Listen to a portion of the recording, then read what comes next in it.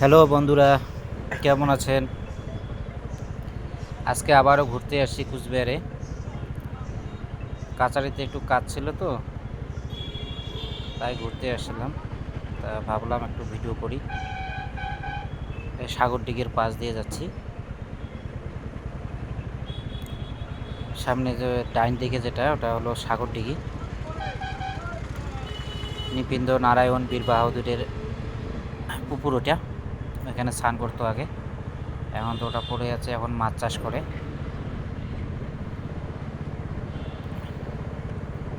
আসলাম তো ভাবছি একটু ভিডিও করি, সবাইকে দেখার সুযোগ করে দিই। আর মেন কথা হলো, যারা প্রবাসে আছেন, বিদেশে আছেন, হয়তো কুচবিহার শহরটা দেখতে পাবেন এই ভিডিওর মধ্যে। ভিডিওটা যদি ভালো লাগে তবে লাইক, কমেন্ট, শেয়ার করবেন, সবাই ভালোবাসা দিবেন। তার যা হোক, আমার কাজ শেষ হয়ে গেছে, এখন আমি বাড়িতে যাব। আমার এই ভিডিওটা ইউটিউবে ছাড়বো, প্লাস ইনস্টাগ্রামে ছাড়বো।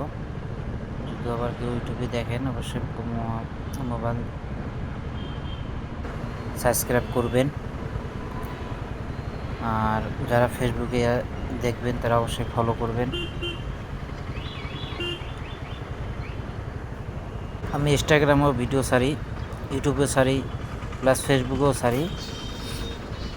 আর চ্যানেলটার নাম হলো এভরিডে ভাইবস।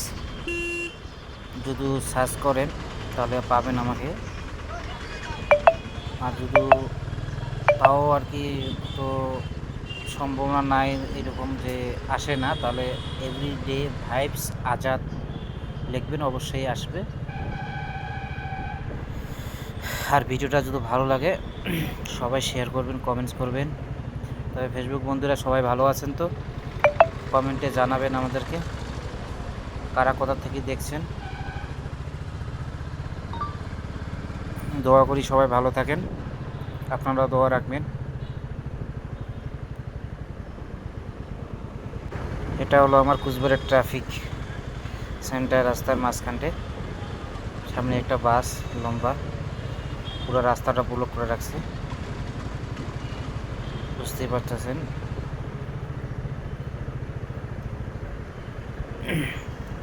এখন যাব বাসটাকে যে ওভারটেক করব, তাও করার মতন কোনো রাস্তায় নাই, যেভাবে মাঝখানটে চলছে। আর একটু টাউনের এলাকায় তো একটু ভিড়ই হয়, লোকজন যাওয়া আসা এদিক করে, এই জন্য অসুবিধা হচ্ছে। এই যে সামনে যেটা দেখছেন কুচবিহারে, এটা ক্লক টাওয়ার। হ্যাঁ, এই যে এটা আমি যাব এখন এমজি রোড হয়ে, দত্ত জুলিয়ার হয়ে। এমজি রোডের সামনে দিয়ে আমি চলে যাব। থ্যাংক ইউ দোস্ত।